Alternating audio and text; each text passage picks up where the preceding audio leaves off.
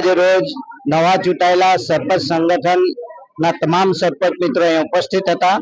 તાપી જિલ્લામાં કુલ 48 સીટમાંથી 38 જેટલી સીટ ભારતીય જનતા પાર્ટીએ કબજે કરી છે। તે બદલ હું સંગઠનના તમામ હોદ્દેદારો અને સુરજભાઈ સહિતના આગેવાનોનો ખૂબ ખૂબ આભાર વ્યક્ત કરું છું અને અભિનંદન પાઠવું છું। આજે સરપંચનું સંમેલન હતું। એ સંમેલનની અંદર કેટલાક સરપંચો નવા ચૂંટાયેલા હતા, એટલે ગ્રાન્ટ ક્યાંથી આવે, કેવી રીતે આવે, એ તમામ પ્રકારની ગ્રાન્ટની મેં માહિતી આપી છે। નરેન્દ્રભાઈ એક ભારત, વિકસિત ભારત દેશ બને તે દિશામાં કામ કરવા માટેનું મક્કમતાથી આગળ વધી રહ્યા હોય ત્યારે આજે તમામ સરપંચ મિત્રોને મેં કહ્યું છે કે એક ગામ વિકસિત ગામ બને તે દિશામાં તમારે બધાએ કામ કરવાનું છે અને તો જ ભારત દેશ વિકસિત ભારત દેશ બનશે।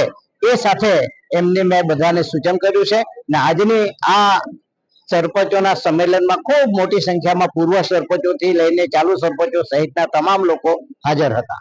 ભારતીય જનતા પાર્ટી હવે ક્યારેય ભૂલી ન શકે।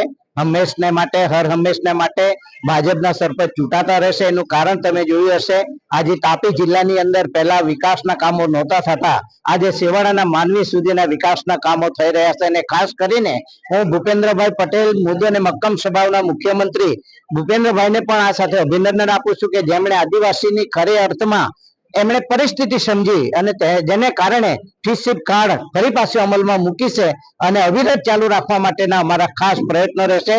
પણ જે લોકો વિરોધી છે તે હંમેશને માટે એમ કહેતા હતા કે ભારતીય જનતા પાર્ટી એ આદિવાસીની વિરોધી પાર્ટી છે, પણ હું આજે કહેવા માંગુ છું કે આદિવાસી હંમેશને માટે ભાજપની પાર્ટી હંમેશના માટે આદિવાસીઓ માટે કટિબદ્ધ છે।